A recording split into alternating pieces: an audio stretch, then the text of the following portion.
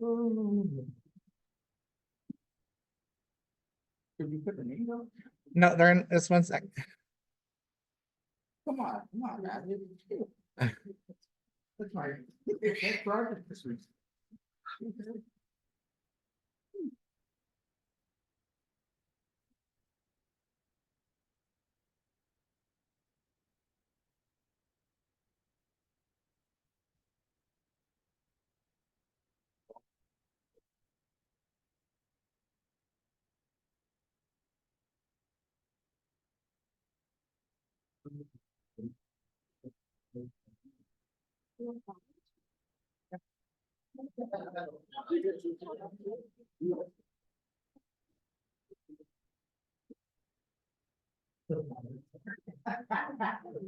Mark said to do it though.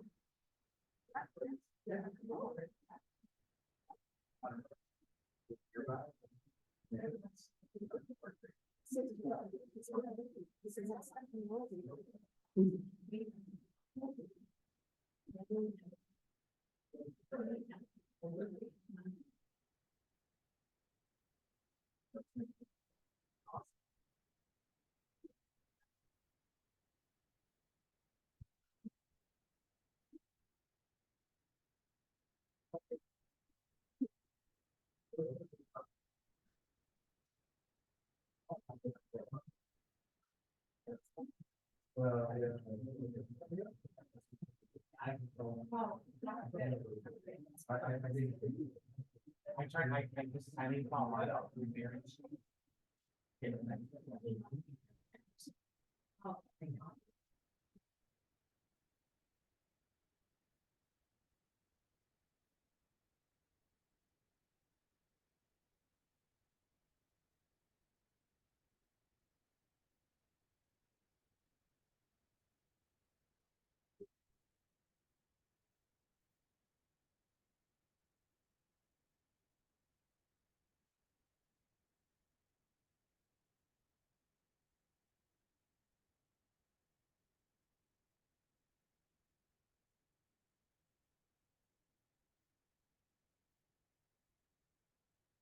Recording in progress.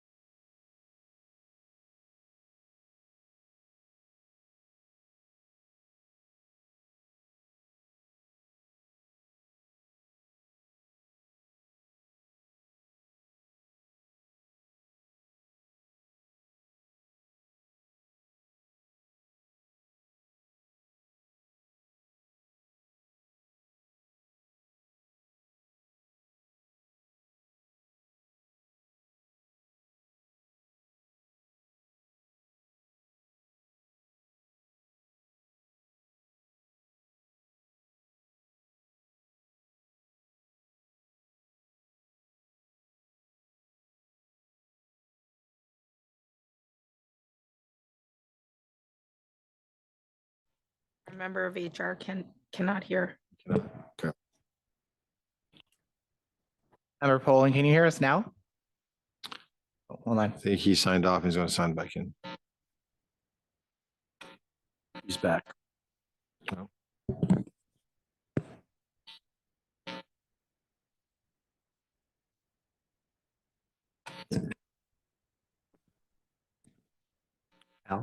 Member Poland, can you hear now? Yes, I can. Thank you. Oh, thank you. Okay, and we have audio with you too. Thank you, Member Poland. Chief Cunningham, did you say there was other people not? Yeah, Holly Bilodeau advised she can't hear. I just asked her if she could now. Oh, she can now. So thank you, whatever we did to rectify that. Thank you. Okay, thank you very much again.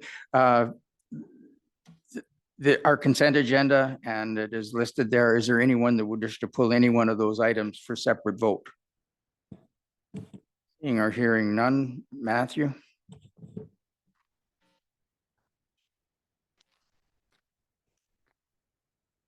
The Greater Sudbury Police Services Board receives and or approves consent agenda items 6.1 to 6.5. Thank you.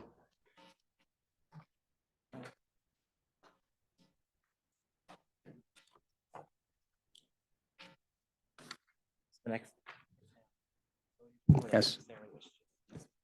As we move on with our agenda, we will be dealing with the long-awaited facilities report, that presentation. But before we do, Chief Cunningham has a presentation, or something to present.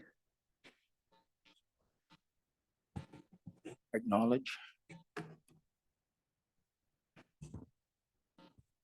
Thank you, Chair Sizer. As a newly appointed chief, this is definitely going to be one of the highlights of my role. And today I get to acknowledge two extraordinary members of GSPS. So first of all, I'd like to call up Constable Ryan Hutton to come and join me here as we acknowledge Ryan. So Ryan recently attended Toronto with some members of GSPS to be recognized as a Canada Beyond the Blue change agent. An agent of change award recognizes police service uniformed civilian members who actively strive to normalize conversations around mental health and remove stigma in the workplace. Ryan definitely has been a champion for GSPS and embodiment of an agent of change. Ryan is a 20-year police service veteran, currently working at the front line. Despite working frontline as a police officer and supporting our large family, Ryan also made it a point to be a leader by example and putting every last ounce of energy towards making our members and our organization a better place to be. Ryan is a shining member of our peer support team as well as our critical incident debriefing team. Ryan also volunteers his time in co-running 2 internal monthly support groups. Ryan is a Wounded Warriors ambassador and promotes awareness of mental health organization-wide and participating in various physical challenges to create awareness or to raise funds for charity. Ryan created End the Stigma lanyards that were sold and all proceeds were donated to the first responders support services. Ryan is also an ambassador with All OK in promoting buddy checks and creating awareness for occupational stress injuries. Ryan has even carved out time to create the GSPS Reach Out Committee, which consists of a group of volunteers ready and willing to help members with challenging physical tasks. Everything Ryan does is on his own time, and it wouldn't take long to talk to him or to go through his social media to what kind of man he truly is and how he is defining the example of an agent of change. I am proud to say that Ryan Hutton is a member of GSPS and has leaned into this space and really is supporting our members. So wholeheartedly, Ryan, thank you on behalf of myself, on behalf of the board for being part of GSPS and leading the change. Appreciate you.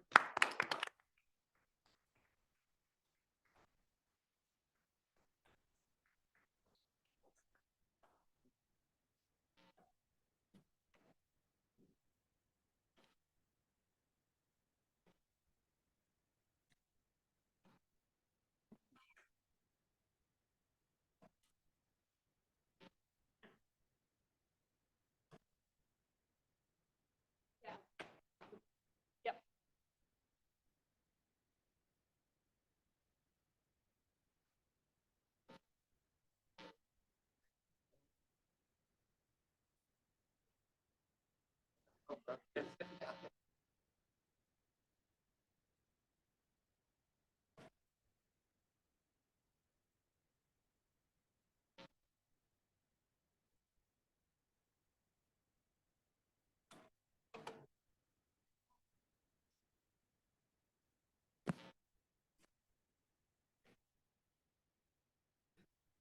also want to acknowledge our wellness coordinator, Constable James Jefferson, who's here today, and he was the nominator for Ryan.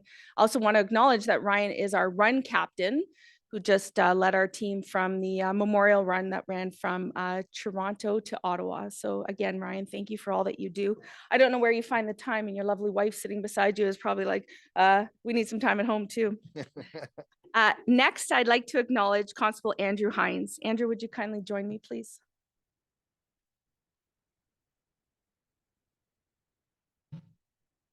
Happy to see your mom and dad here joining you as well. Constable Andrew Hines, again, another member on his own time, takes his passion of police motor officer to the next level. So Andrew represented GSPS with great pride and professionalism, taking home hardware, including overall expert champion in the provincial level. He attended the Great Lakes Motorcycle Training Seminar, and the principles and objectives of that seminar are to establish and promote safe motorcycle riding skills within the police civilian community, to promote awareness of the police and civilian motorcycle rider in the public arena as safe, responsible motorcycle rider. Again, he is the overall champion. We saw the hardware. He's course non-fairing first place, challenge course expert first place, overall team second place, overall expert police first place, overall champion police second place, and smart team third place, and the coveted Mr. Rodeo. So congratulations. Thank you for representing GSPS. And again, Andrew, even though he's no longer in our traffic management unit, he still attends all of our motor officer events. He does the training for our new motor officers, and definitely leads with pride and professionalism. So thank you, Andrew, for all that you do.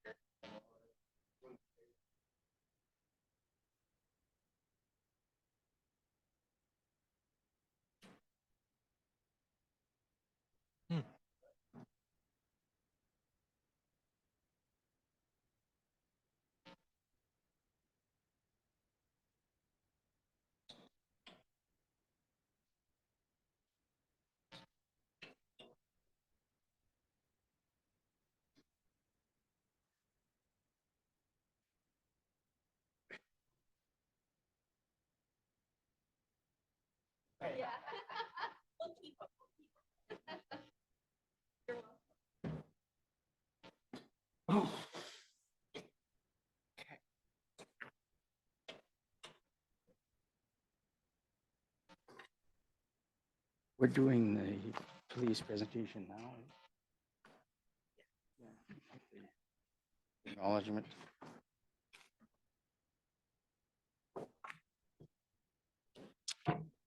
Chair, Yes, Member Lloyd.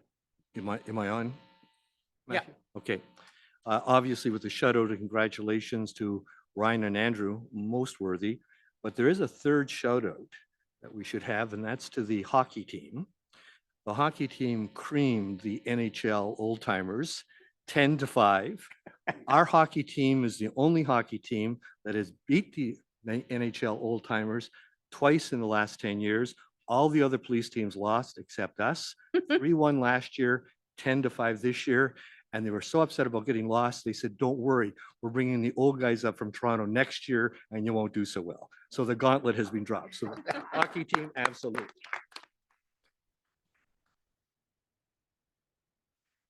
All right, back to our regular agenda and the long-awaited and anticipated facility study report will be presented to the board at this time, the board and the public.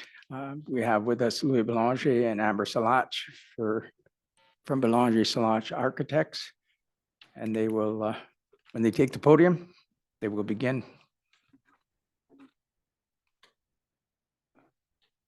You can raise that podium up, Ms. Salach. There's a button there on the left, I believe. On the top. You're okay? Before we start, this has been, as many of you know, it's been a long-awaited facilities review. It's one that we have looked at before, that this one is a much more in-depth and deep look into the facilities that are required. For those that don't have the review, here's what we were presented. So there's a lot of information in this here. So I want to thank Belanger Salach Architects for all the work. And whenever you're ready, we can start. Thank you. Great, thank you. Am I speaking okay into the microphone? Yes. Good morning, everyone. I'm, as Chair Sizer has indicated, Amber Salach from Belanger Salach Architecture. Louis Belanger will be presenting with me. Thank you very much to the board for having us here to present. Approximately a year and a half ago, Belanger Salach was engaged to do a facility study and feasibility study on a potential new GSPS headquarters. So it's been approximately a year and a half, and there's been a lot of work done to date. Today, the presentation really tries to summarize the work done to date and give you a highlight of our roadmap from our starting point in 2023, early 2023 to now. And so we'll go through sort of the roadmap and all of the steps we took to get here. We heard a lot from from GSPS members, staff, and we took all of that, put it into the report. And we also worked very closely with RPL architects, who are expert architects in the world of police facilities. So they really helped us and assisted our team along the way with a lot of the functional programming and best practices. So we get to a point where we understand what is needed from a facility perspective, the space that is needed, and then we provide some accommodation options. And really just point it here. It was working. Next slide, please. Oh. There we go. So the purpose of this study was to really evaluate the existing facilities in the lens of providing functional programming, so space requirements, architectural solutions that support adequate and effective policing in Greater Sudbury to really maximize the service delivery for GSPS members, staff, and obviously the Greater Sudbury citizens. And so through evaluating the existing facilities, incorporating policing services best practices as it relates to facility planning, and then something to take note of is all of the programming and space requirements are on a 25-year planning horizon. So not just for today, but what it will take to accommodate the growth for GSPS in 25 years. And then one of our last steps was reviewing potential locations for a new headquarters.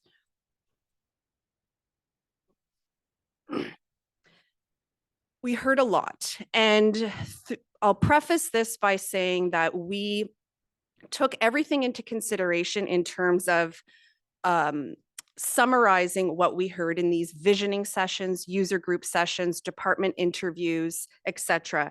And so we also circled back to the very first visioning session where the KPMG report that was really about efficiency and organization of the facility and how that came to mind over and over again in the first workshops and visioning sessions.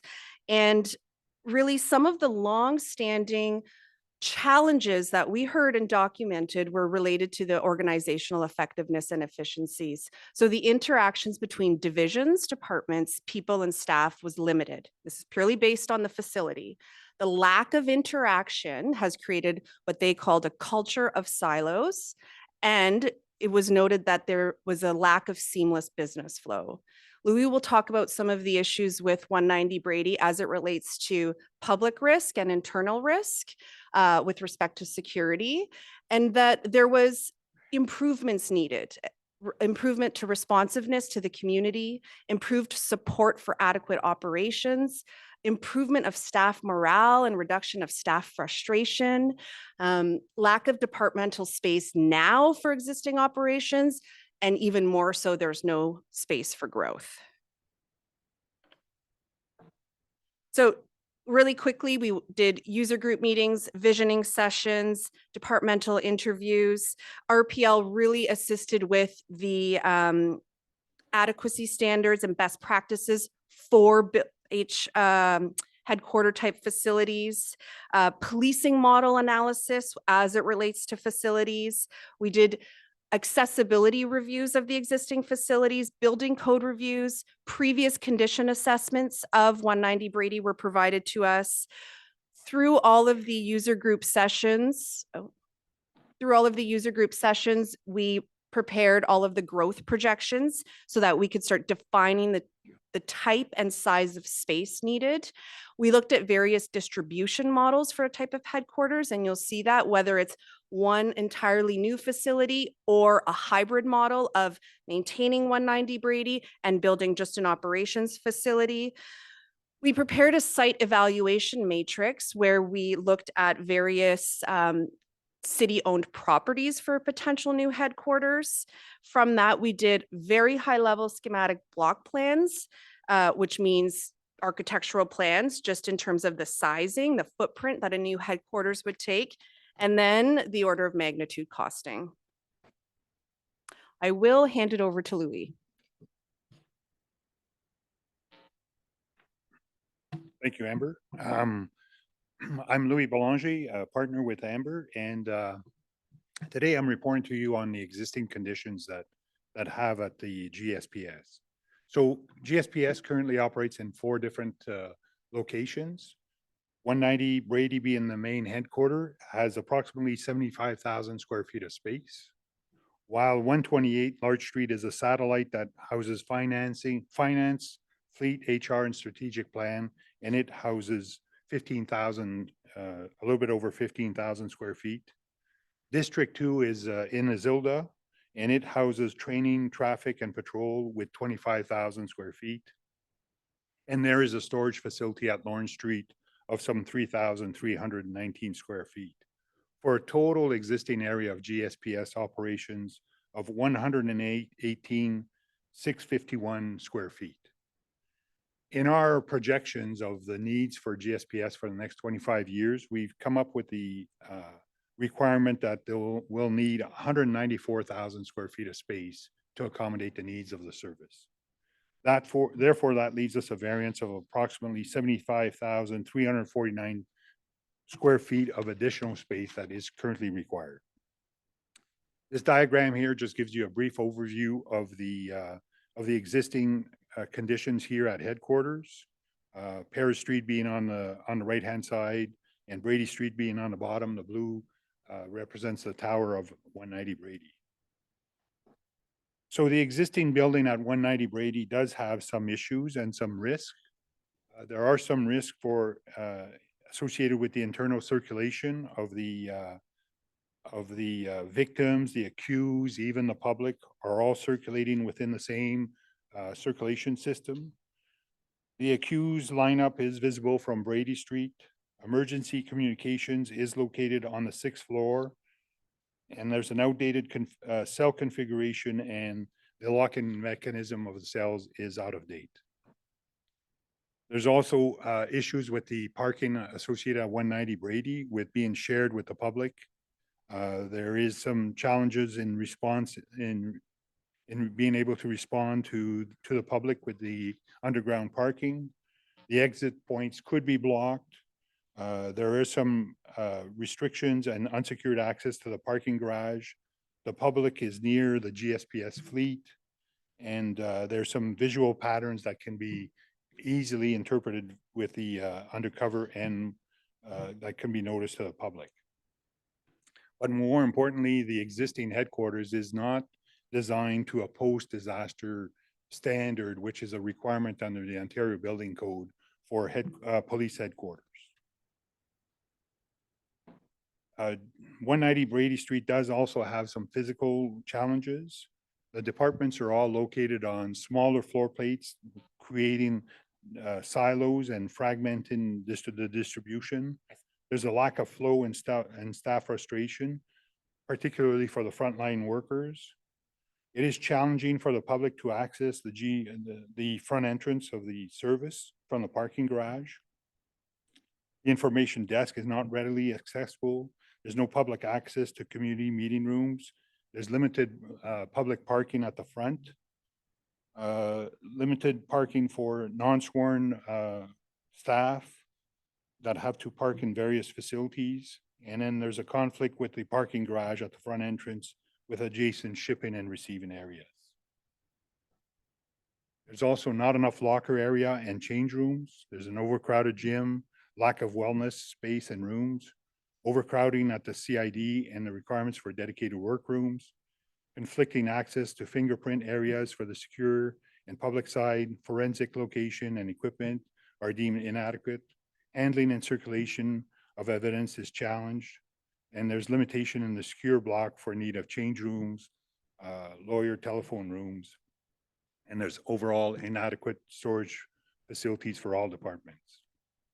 There is also a significant amount of infrastructure renewal that is required at 190 Brady. The next one is a diagram, just gives you an overview. On the left-hand side is what you currently have at 190 Brady. And the right-hand side of the drawing just shows the amount of expansion that is required for each of the departments. You do have a facility at 128 Larch. It is a satellite location from headquarters. It does have inadequate space for shipping and receiving, and there's no dedicated staff and visitor parking. There's also some challenges with the control access. Again, the diagram just shows you the existing configuration on the left with some small expansion requirements required on the right-hand side of the drawing. LDL or District 2 has some challenges as well. There's no dedicated training or classroom space. There's no covered indoor fleet parking, and there's increasing wear on police vehicles when not in use. There's also some ventilation issues with the evidence area. The drawing here, in this case here, the upper part of the drawing shows you the existing conditions at LEL, and the lower part shows you the amount of expansion required to suit the service.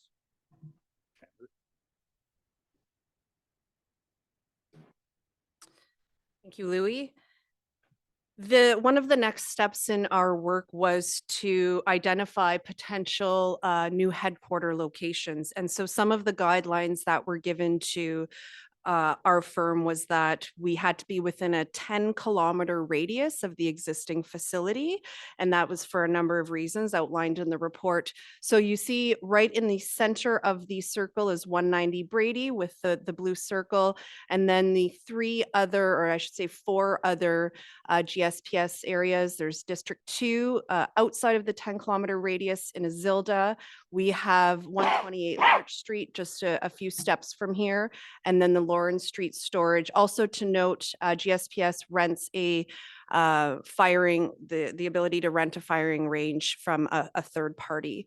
There's no firing range dedicated to GSPS. Working with the City of Greater Sudbury's real estate department and engineering department, a number of criteria was provided to them, and they were able to provide the team with a list of city-owned properties that some had, you know, lots of pros and cons to them. And what we had done is evaluate and create an evaluation matrix on the site selections. And so the evaluation looked at things like, you know, is it a central location, the proximity to the courthouse, adjacent property types, whether or not it had close proximity to public transit. Neighborhood compatibility was a huge consideration.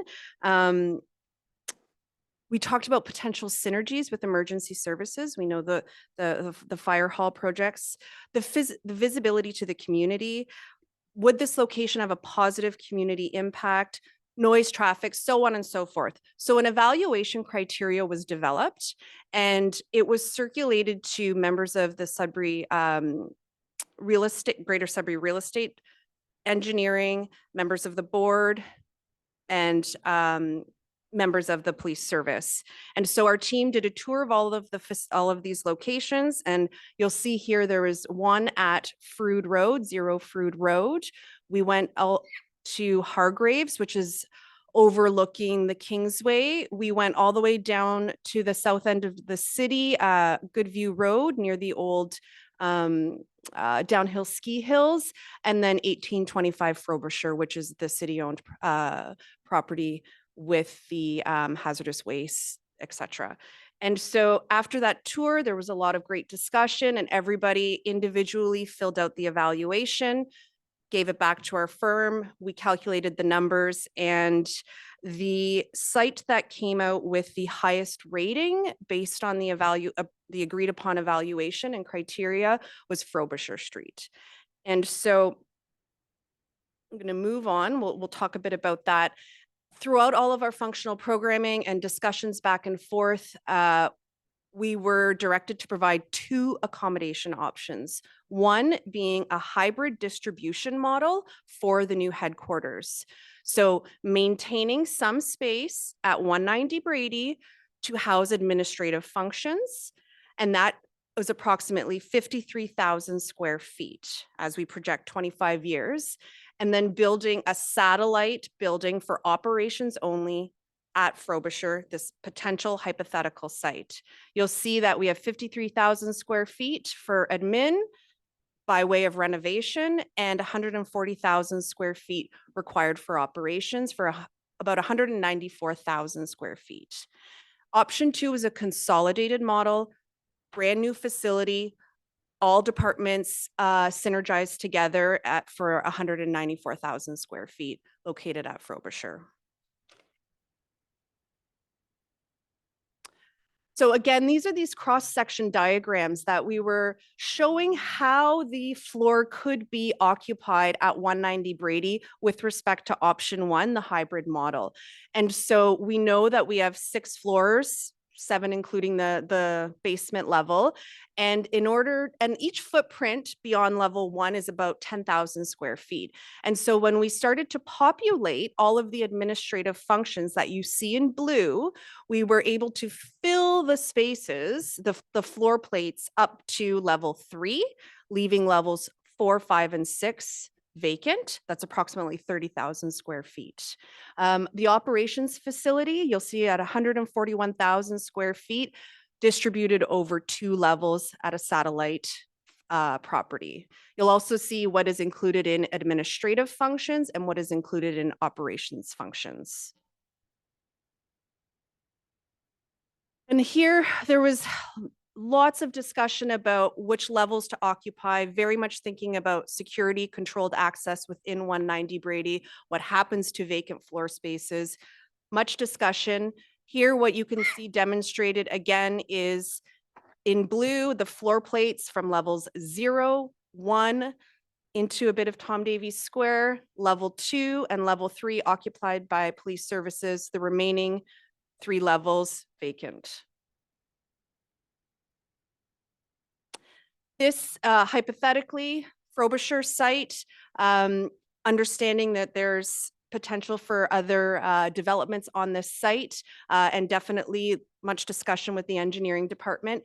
However, this was the selected preferred site. And in this instance, you're seeing the footprint in blue of the operations, 140,000 square feet distributed over 2 levels on the property. Gives you a sense of how big the facility would need to be with respect to that site. You'll also see a future connection to Auger Street from the property, which was a highlight of this property, this site. Great. So estimated costs, order of magnitude, very high level. These are based on unit rates that have been looked at over from 2021 to 2023 of headquarter facilities that were constructed across Ontario. These values were provided from RPL, our associate architecture firm working on this. We also took it upon ourselves to have these unit rates that provided these numbers validated by a third-party cost consultant. And so our new construction at Frobisher, again, hybrid, just operations, would be approximately $87,937,000. Now, to speak about the renovations at 190 Brady, we were in receipt of 2019 building condition assessments that also was populated with all of the capital upgrades and infrastructure upgrades required at 190 Brady. Those have been incorporated just for the levels that we're using potentially on at this facility of $20 million worth of capital upgrades. Just to bring it up to par, we're talking heating, ventilation, building systems, envelope, etc. This was provided to us from a third party through the city's department. And then it's combined with the renovation of $10 million. So that we have to look at that as a combined value of $30 million to bring 190 Brady up to current standards. There would be approximately $1.65 million worth of site work on the Frobisher site. We've carried almost $38 million worth of contingencies, so design contingencies, post-contract contingencies, escalation, and then there is about $14.5 million worth of soft costs and FF&E, which is fixtures, furniture, equipment. So a hybrid distribution model would be approximately $172,497,000.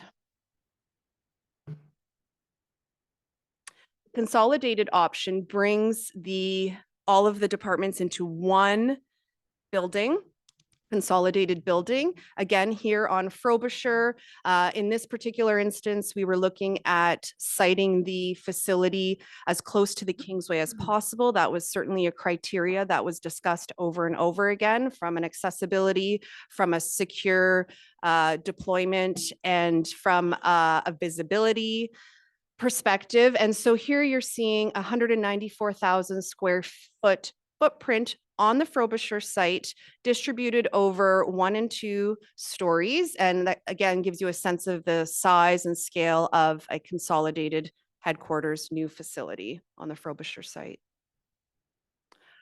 Estimated costs of 194,000 square feet of new build would be approximately 121 million. There's more site work costs in this option. Again, very high level of about 3.75 million, carried $35 million worth of contingencies, and then similar soft costs and FF&E of 15.7 million, bringing the consolidated order of magnitude costing to $175,602,000. To conclude the presentation, understanding that we're presenting and the board is receiving the report and the presentation, the report recommends the need to acknowledge a new GSPS headquarters is required, and the next steps could potentially include detailed design development of option 1 or 2. Now, this project was a feasibility project report. And so next steps would potentially be much more comprehensive site analysis at the preferred property at Frobisher, preliminary engineering, so civil, structural, mechanical, electrical, costing and scheduling. If option one, a hybrid model is recommended or is selected, more detailed floor plan layouts, discussions with the city's various departments, and really thinking long and hard about the operational construction sequencing strategies, given that it would be a fully operational building, and then potentially an RFP for consulting services for full construction documents, project management, construction admin, to see a new headquarters to successful fruition. That concludes our portion of presentation. Thank you very much. Thank you very much, Ms. Salanch. Again, a very intensive report and some good news and some bad news, I guess, along with the report. Does the board have any questions of our architectural firm on this report? Nothing. I have one, and it's regards to the contingency that we have identified of 35 million. And it's just more for my information, Ms. Alach. Historically, a 10% contingency was used in this type of construction. Since 2020 or since COVID, et cetera, has that caused that contingency to increase to, this is just over 20%. Correct. Through you, Chair. The contingencies are essentially a percentage of the hard construction costs, and there are various classes of cost estimating that are done throughout the life of a project. An order of magnitude is the very highest class, meaning the most broad class of cost estimating. And in that case, contingencies are subject to being higher than if we were in, let's say, a class A pre-tender cost estimate. That being said, yes, contingencies based on the design, based on post-contract, meaning during construction, and as well as escalation have all been grouped into that. So by way of quantity surveying, that would be an appropriate contingency to carry at this time. Okay, thank you. It could go down if, the hope. as we get further along in our design, et cetera. The more broad a project is and high level, the higher the contingency is until you really start getting into the details, and then the contingency reduces. Thank you. Member Lefebvre. Thank you, and through you, Chair. Thank you for the comprehensive report. I was just curious as to the 190 Brady Street repairs and renovations that you suggest that will be needed regardless. Whoever is in there, this will need to happen. This is a part of the whole Tom Davies Square area, and that's not going anywhere. And so you said there was a third party that assisted you with that. Can you give us a bit more background of how it went through that? And I know it's in a bit more there, but I think for the public, it's important to hear about that. Absolutely, through you, Chair. Thank you, Member Lefebvre. The building condition assessment was prepared in 2019. It was a fulsome condition assessment, not completed by our firm. And it has been with the city as capital department since 2019. That report was distributed to our team to incorporate the costs associated with those upgrades. Those costs are still based on the 2019 values and the condition at the time of 2019. Okay. Anything further? Well, again, thank you very much. Thank you. Appreciate it.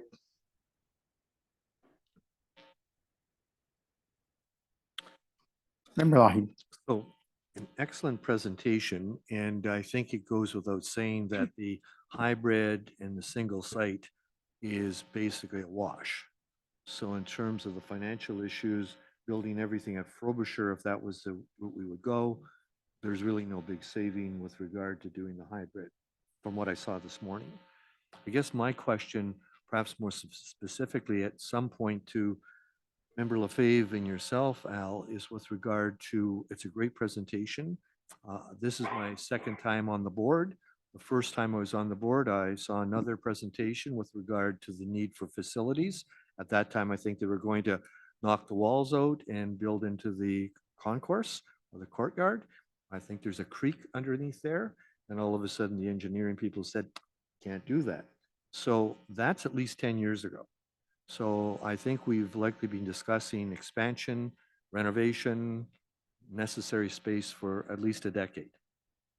I think as responsible board members, and I being elected to represent the municipality, it is about the money.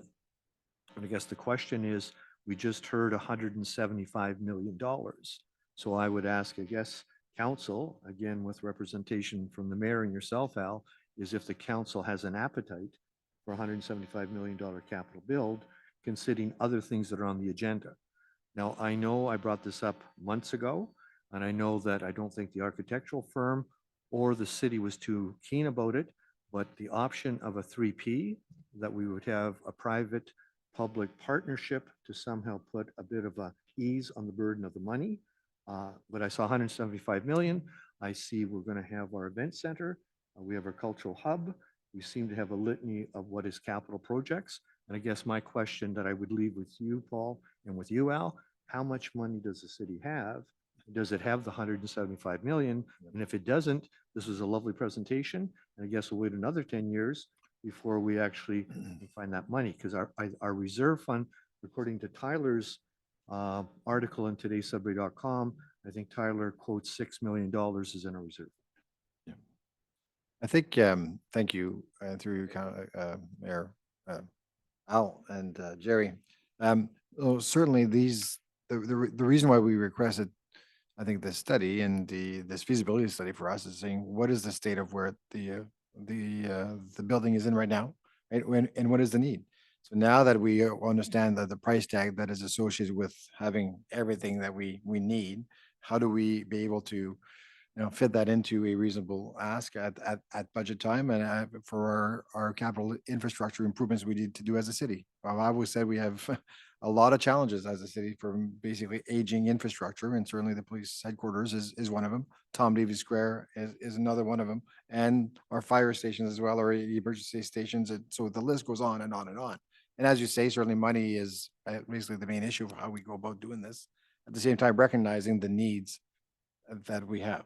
So how do we balance all of that out, right? And that's what we're saying. So I think for us, as we receive the report, going through the report, I think we need to have another meeting as to just amongst ourselves as a board in public, just to look at what we can do, maybe and through staff as well. Now that we have received the report, okay, what can we do? And as I said, the current headquarters is not going anywhere in the sense that that building is ours. That is a city facility. It's not going to be empty. We need to fill it. However, we know that there's issues with it. We need to address that. Number one. Number two, as we grow, as the capacity grows, what are the needs that we can address within a budget? So as we saw today, $30 million plus, I'm assuming probably 30 to 40, just to fix what we have now. And then now what are the other needs that we have to address to make sure that for the services that are able to provide the services to the best of their abilities with having the proper infrastructure and capacity in that infrastructure that is built in. So a lot of questions I think we need to have this discussion with staff right now, and to either today or I believe that should go back on another item at the agenda to talk further as we continue these discussions. Go ahead. So Chair, another question, perhaps not for you, Mayor Lefebvre and yourself, perhaps for Chief Cunningham. In looking at social media over the last 2 weeks, there seems to be a mentality that says we're going in the wrong direction. We should have 6, 7, 8 satellite stations that are going to be all across the community. And I think for our public meeting today, I know some of the problems with that, but I think to go on the record that that's not what we're talking about. We're talking about some substantial capital build as opposed to satellite stations, but some of the public think we would be farther ahead just to have more satellite stations. So Chief, what's your opinion on that? Thank you, Vice Chair Lougheed, through you, Chair Sizer. We just heard Amber Slotch indicate that when they did some consultation with our members, what we're already finding in a building that is 6 floors is the lack of connection amongst our members. So frankly, if we're now all over the city and not facilitating one location, which is the recommendation, I think it will bring us greater challenges. And we know we police a large geographical area here in Greater Sudbury, and our members go out, from right now headquarters as well as LEL and patrol those zones. We're moving to a model of technology that our officers, really their office is their cruiser. We have computers in there, we have cell phones. So, location and where they dress and get ready and head out from should be, in my opinion, one location. And that's what the recommendation was today. So that's my opinion. Thank you. Thank you. Anything further? All right. Great, then we can move on. This next action item is regarding our notes of appreciation, one that's I always like to highlight for the public, and it's going out to Constable Anik Denny and Constable Joel Shepherd, who helped an out-of-town couple who expressed their deep gratitude to the Greater Sudbury Police Service for their quick response and an in-depth investigation into their missing adult son. The couple were very grateful for the assistance and support provided by both officers and GSPS as a whole throughout the whole process and bringing the whole successful conclusion to this investigation. So a tip of the hat to Constable Denny and Constable Shepherd. Thank you. Item 9, we're on to our reports. This one here is our occupational health and safety policy review. Chief Cunningham.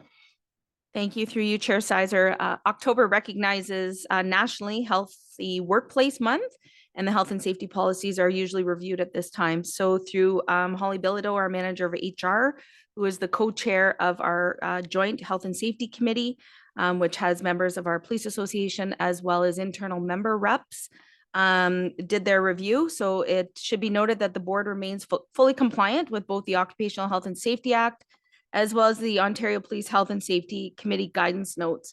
So the service, as indicated, remains compliant with their responsibilities, and you'll see attached is our service procedure. Thank you. Any questions? Matthew, have a recommendation?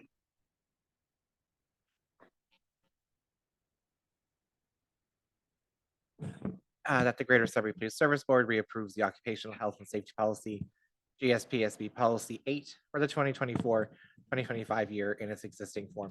All those in favor? Opposed? That is carried.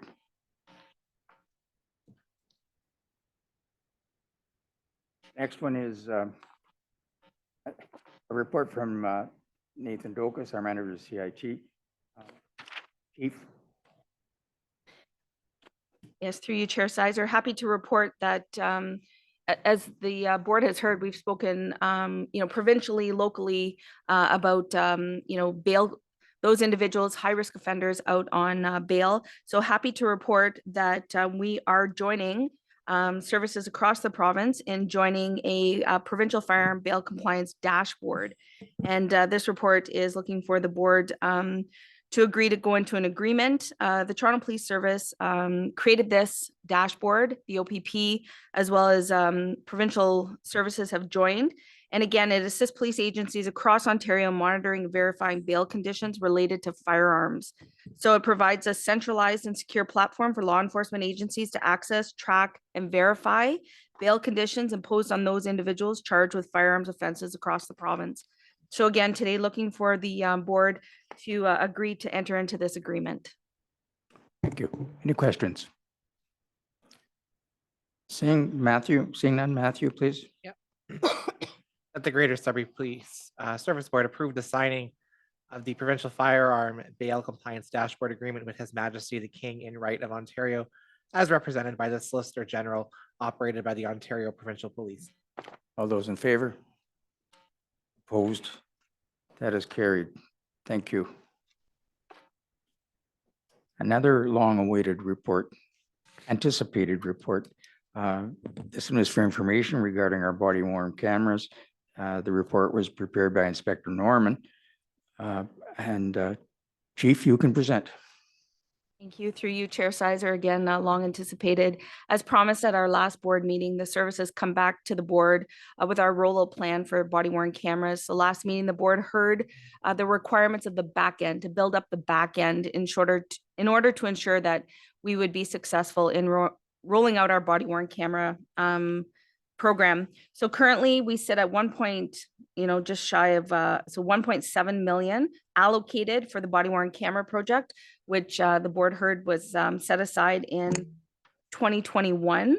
As GSPS enters its fourth year of a 5-year contract. So we are already into a contract with Axon, and that is with our TASER 7s, as well as you heard our digital evidence management system.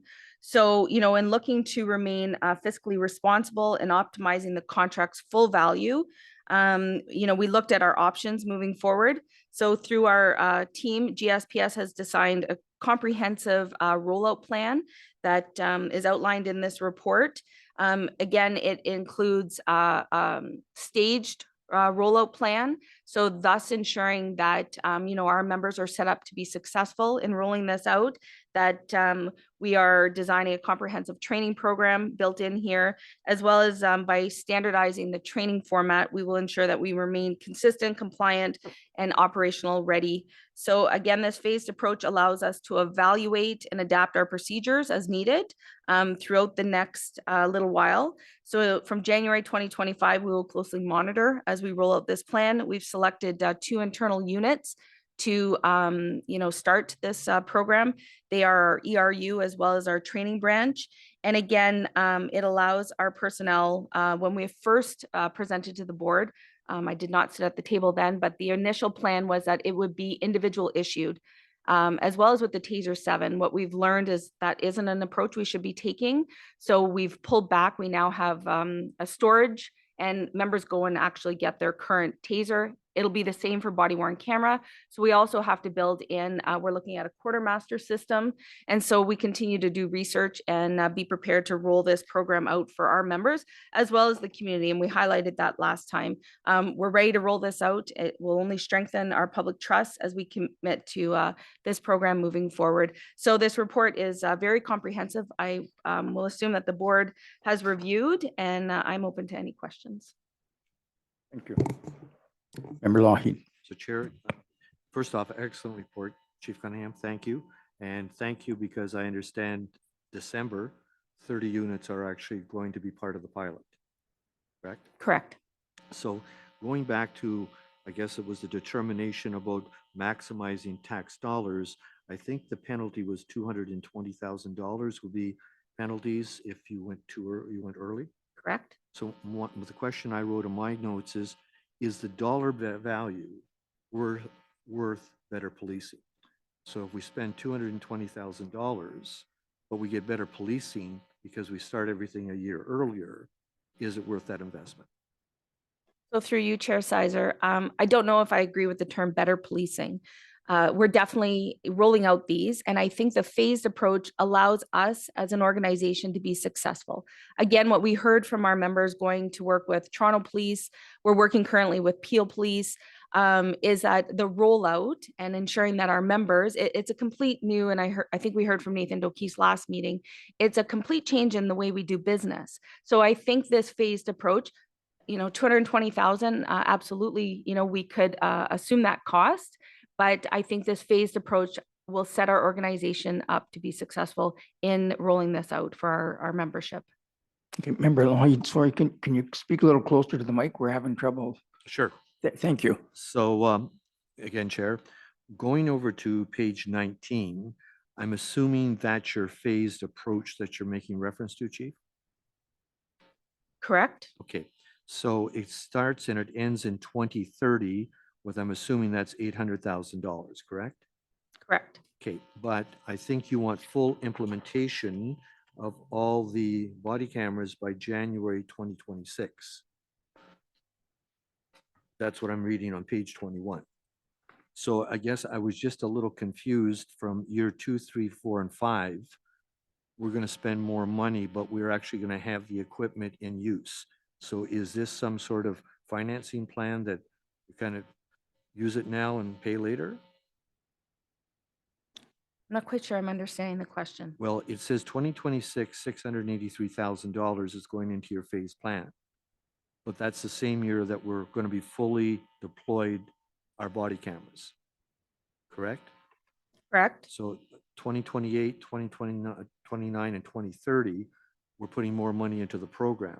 Is that administration? Is that paying a debt off because we bought the stuff and we didn't fully pay for it? I'm just wondering, after it's fully deployed, the next 3 years, what are we investing in? Yeah, and so I might turn this over now, if I might, to Nathan Dukes, who has been working with Axon and knows our current contract obligations, as well as Melissa Riviere, who's here from our finance team. Mr. Stokes? Through you, Chair. Yeah, so the anomaly, or not necessarily an anomaly, the 2026 and why you see the price increase, that's our contract renewal date. So we already have ongoing costs associated with 2024. We'll have an ongoing cost associated with 2025. And then that large increase in 2026 is essentially our contract renegotiation with Axon for the remaining 5 years. That 2024, 2025 line of additional costs for implementation, the 60,000, is our pilot project. So that's us procuring our 30 body worn cameras to begin in December. So maybe I'm maybe not that bright this morning, but I guess, so once it's fully deployed, the other 3 years, which seem to be relatively large numbers, that's just your annual fee for that company. So we're not actually acquiring anything, we're just maintaining a contract. Correct. So we'll be acquiring the additional body cameras to do the full deployment for the January 2026, but that also includes our CW program, our evidence.com, so our digital evidence management platform. So it's the total package.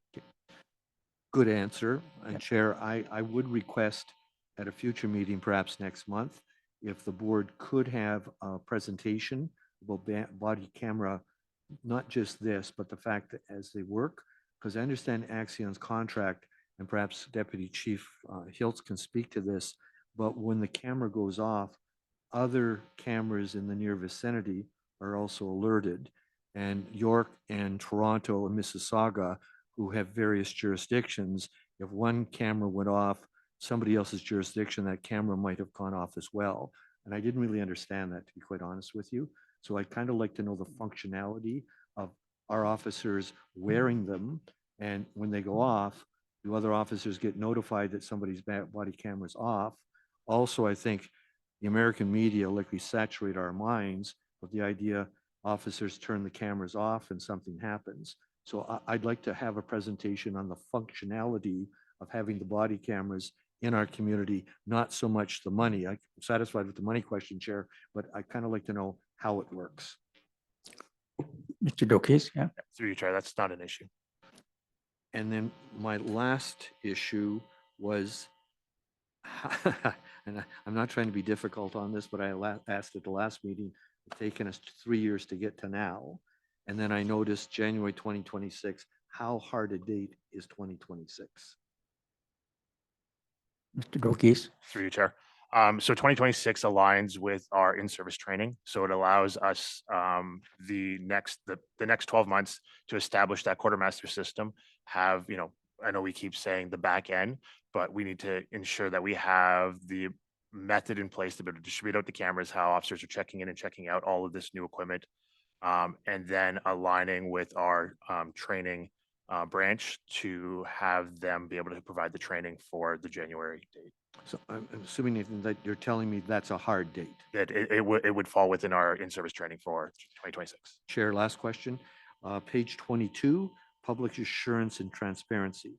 And I guess in reading those paragraphs, my note said to who and how read the updates.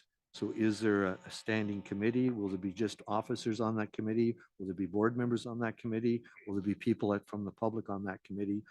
What does that look like? Mr. Dokes?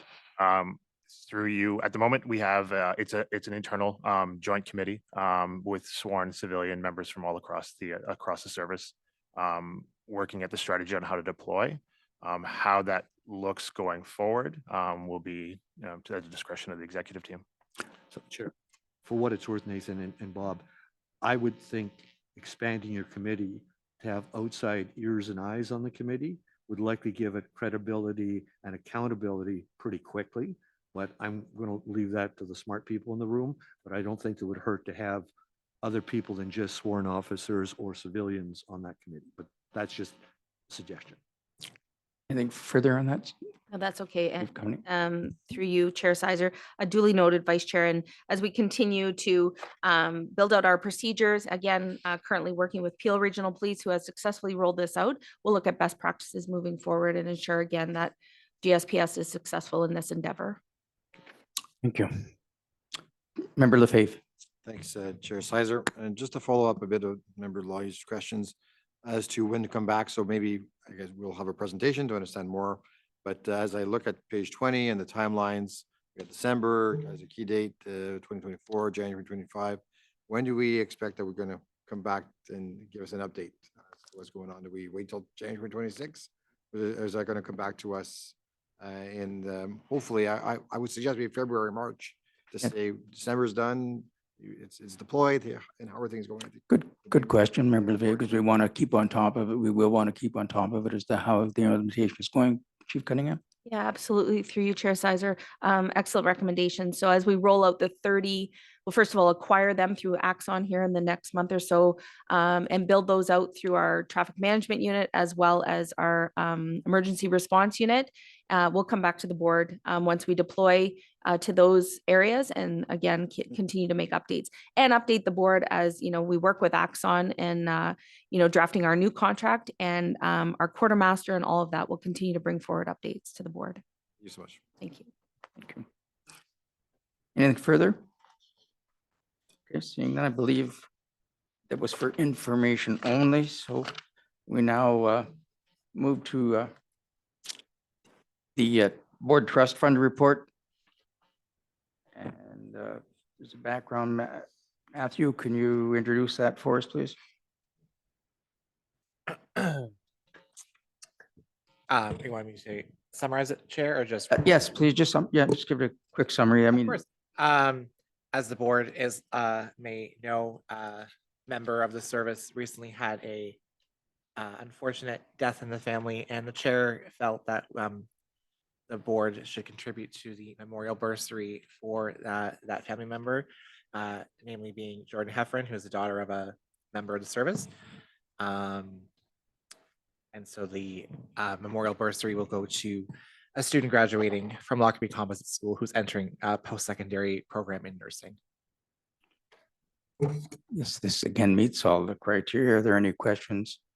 Seeing none, Matthew, the recommendation. Yes, that the board approved the following donation with funds drawn from the Police Services Board Reserve Trust Fund, $1,000 in support of the Jordan Heffron Memorial Bursary. All those in favor? Opposed? That is carried. Chair. Thank you. Chair. Sorry, Member Lloyd. sorry. Chair, just a bit of an update with regard to once upon a time, me being a kid in the city, they always had the police auction. And every kid went down with his dad to see if he could buy a cheap bike. And that was kind of what we did as an activity in the West End. But then I remember when we moved online. So I guess my question is, has anybody monitored the monies coming in? And are we doing well on the online, I guess, auctions or sales? Is there more money coming into that trust fund? Should we be cautious as we're giving money out that in fact we're depleting our principal? Has anybody ever done an overview of what the money in, what the money there, and what the money's distributed? Yeah, thank you. Through you, Chair Sizer. We did present our annual report. I don't know the month. We'll go back and pull those numbers. Melissa Lariviere is here from our finance division, but we did present that. I don't know what month earlier this year. And so funds continue to come in. We still have our auction where youth from the West End can come and get a bicycle and several other items.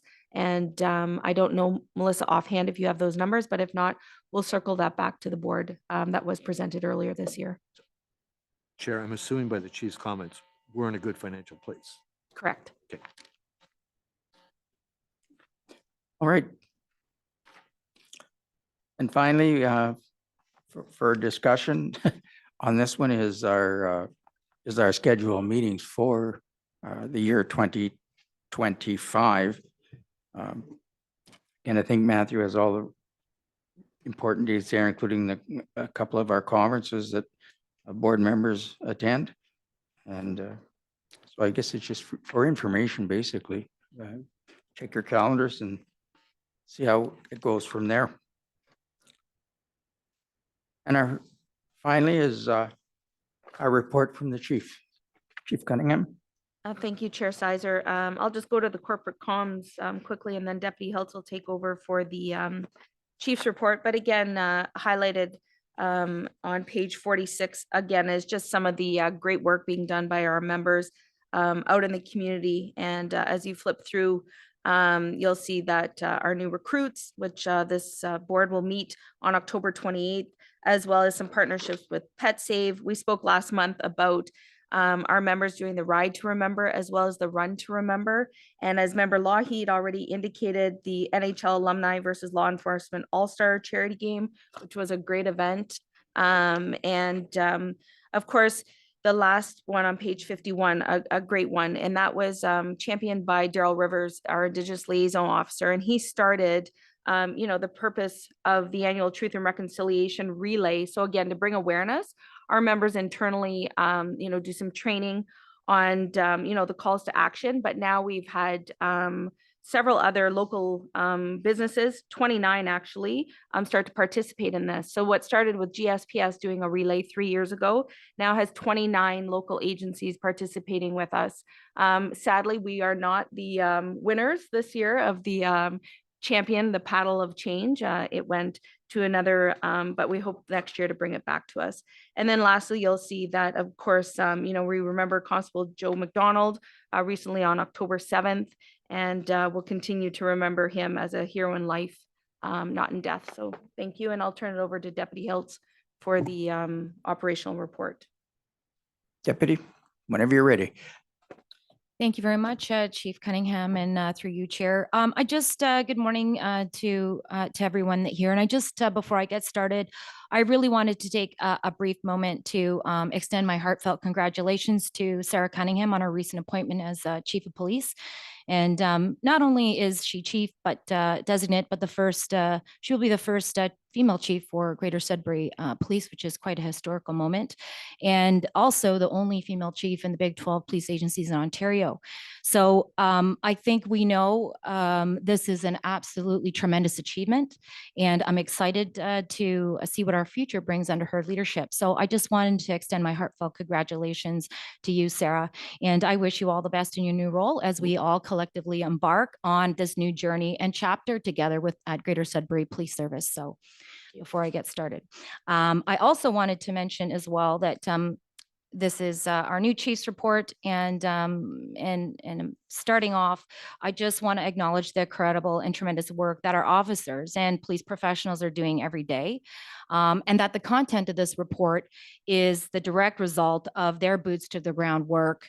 So I think that going through a high level, overview of what's contained in here is really a demonstration and expression of their dedicated professionalism and unwavering commitment to serving and protecting our Greater Sudbury community and fellow Sudburyans. So I also wanted to say thank you. And several of our commanders are in the room today. So as we get started, we're going to go through several of our sections. It's specialized operations, emergency communications, patrol operations, integrated operations, and as well criminal investigations. And again, our commanders are in the room. We're not going to go through this in a lot of detail, but in talking about specialized operations in our front line, very forward-facing community work, we can see the information contained therein really demonstrates the volume and value of the complex work that is being done under the direction of Inspector Dan DePazzi in specialized operations. We've got several focus patrols and street level work that are highlighted, as well as a myriad of community meetings and community events.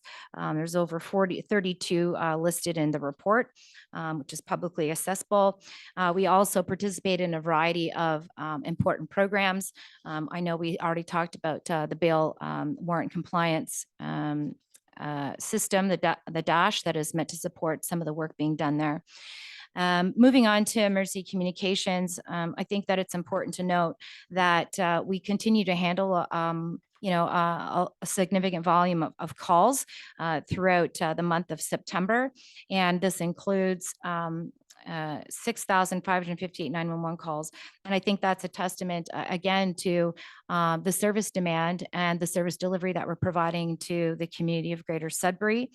A significant amount of those, as we've been highlighted before through presentations in the past on intimate partner violence, still occupies roughly around 6% of the total calls. In patrol operations, again, we have our newest inspector, and that's going to be Inspector Chris Brown, who's here in the room today, who's overseeing the tremendous work being done in this area. It is highlighted in the report.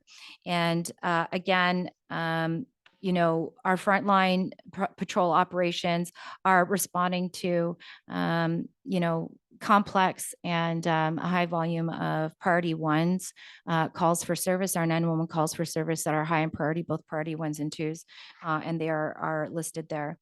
We're going to move through to the integrated operations, which is quite a detailed report this month. And thanks to Mark Burnett and team, and Mark Burnett is also in the room. Mark is leaving us.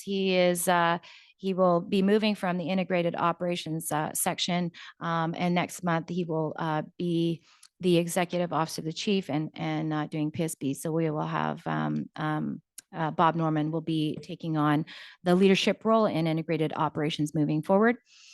So the traffic management unit, we can go over some of the work being done there. And I think that I know that in terms of community priorities, the community's been very direct in saying that, traffic safety is a priority.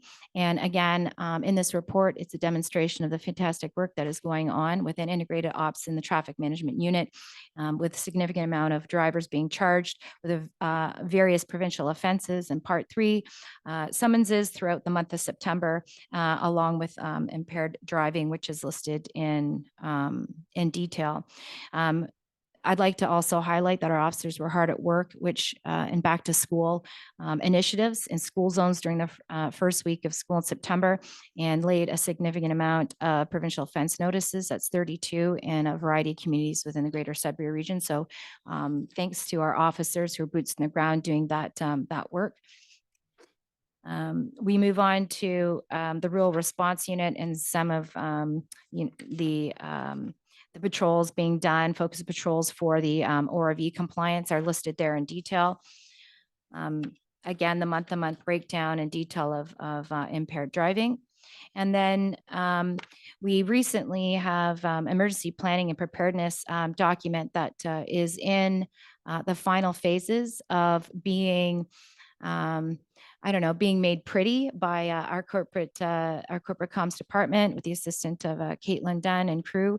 And that electronic document is going to be ready, I'm sure, for our next board meeting. So the emergency planning preparedness area is hard at work to complete that for our service and the community.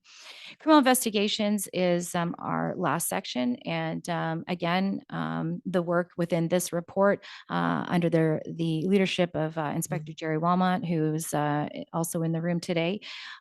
These are very serious offenses that our investigators are hard at work, again, under his leadership, boots to the ground, and making sure that we are holding offenders accountable for a variety of violent offenses that are happening in the city of Greater Sudbury. We have the Elm Street stabbing, which we have a suspect that was positively identified and arrested and charged with a variety of offenses. And again, we had multiple people arrested in connection to home invasions where guns were seen and used. And we had some youths charged in those offenses. So again, very high level. We have some serious events and incidents happening in Greater Sudbury. But again, through the work of our men and women in the criminal investigations unit, we have several successful investigations and holding those people accountable. And I think that is going to be the end of the chief's report. So just again, you know, in some, just the work that's contained in this report, really, it is not only words on the paper, but it is really a testament again to the hard work that our officers and police professionals are doing every day, not only for the benefit of Greater Sudbury Police Service, but to protect and promote public safety in the Greater Sudbury, City of Greater Sudbury. Thanks. Thank you. Any questions? Member Lougheed. So Chair, through you to Deputy Chief, just going through the report on, with regard to page 31, Andrea Savage's report, the 244 intimate partner violence incidences. If memory serves me right, that's a pretty solid number, that every month we've seen about 244 incidences. So that doesn't look like it's going down. And I think that's a really scary statistic. I know that at a activity I was at with Franchelle now, when I mentioned this to her, she had no idea about this. She said, "You're kidding." And I said, "No, it's about 250 times we get some call about intimate partner violence." And I think, again, it's nice we have the media with us today, but I think if there can be some sort of educational component to us teaching the community, but perhaps being able to put a message out there that this is unacceptable. And I think the legislation has not passed by the Ford government yet, has it? Not that, I don't think not that. that I no, know I think- we're aware of. Has it been declared an epidemic? I think we should look into that because again, we should be lobbying the government that this number in Sudbury with our population base, if we start to look at other communities, I'm sure that's a pretty scary number. Page 32, Deputy Chief Hiltz, Chris Brown's report. During the same time period, a total of 396 reports were filed through our wonderful COP Logic. And my note was, of the 396, how many of those were resolved? Deputy. Through you, Chair Sizer.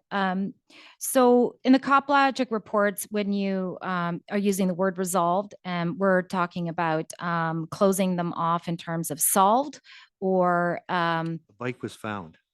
a bike was found. Yeah. Um, So we're telling I, everybody to go to COP Logic. I'm hearing in the community. it's like, Through the sure, chair, please. I'm hearing in the community, yeah, you want COP Logic, but they never get your bike back.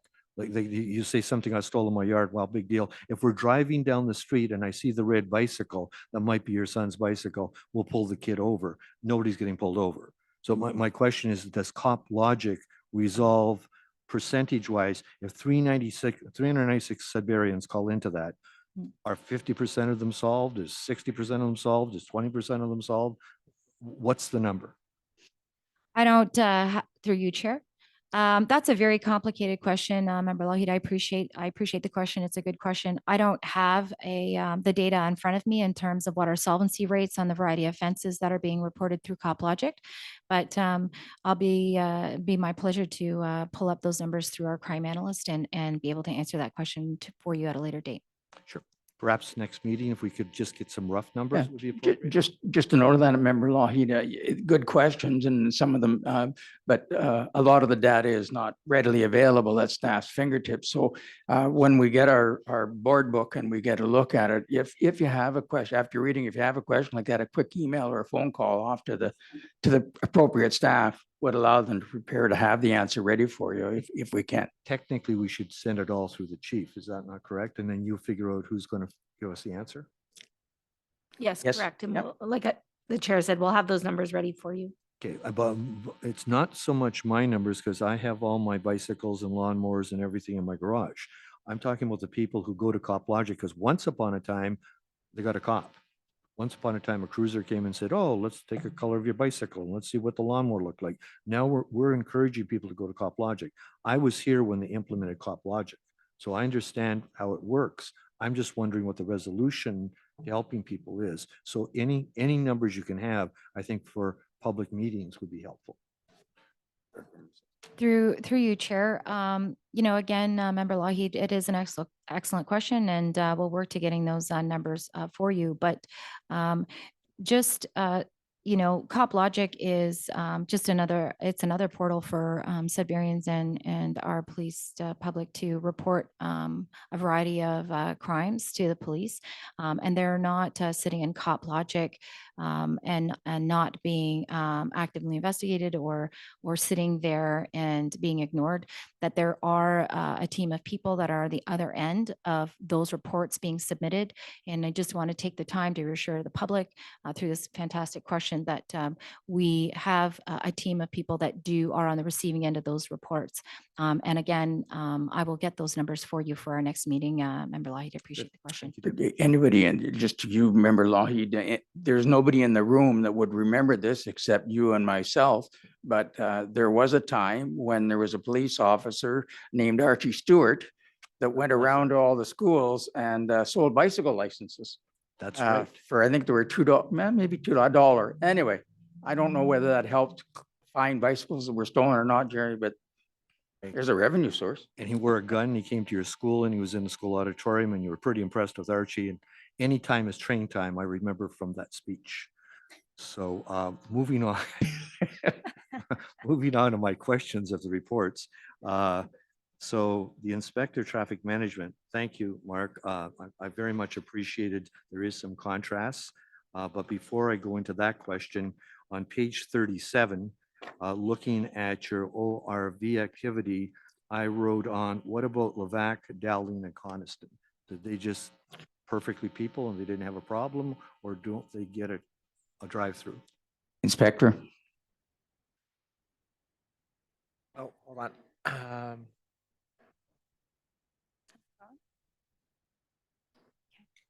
Through you, Mr. Chair. Yes, so with respect to the ORV blitz, very much at the mercy of our partnerships with the Ministry of Transportation when it comes to picking locations.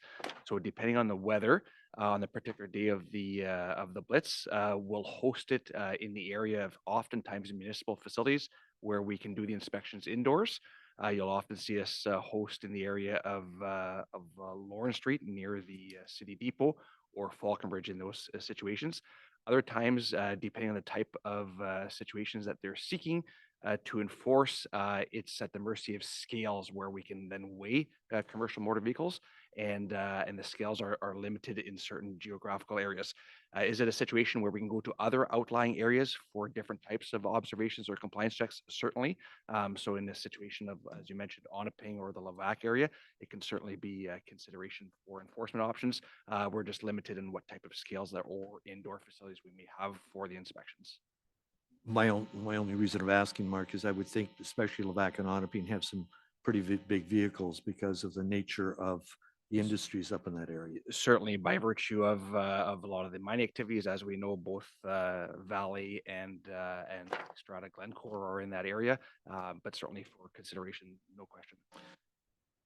At one of my staff meetings, I actually reminded my staff about stunt driving because I think there's still some thought that it's 50K and it's 40K. So, Yes, that is correct. There are provisions under the Highway Traffic Act. Just we remind people that it is 40K, and it seems interesting. Almost all your stunt driving was under the 60K people. So they're driving too fast in residential areas. That's pretty much the point there. So let's go to my favorite question to you, Inspector Brunet, and that is drunk drivers.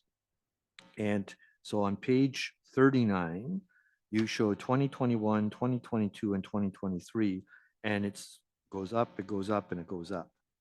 But then you also make a note that in fact, because you did more mandatory alcohol screening on page 38, that is why we're getting the increases. And so it's just, we're checking more people and we're catching more drunks.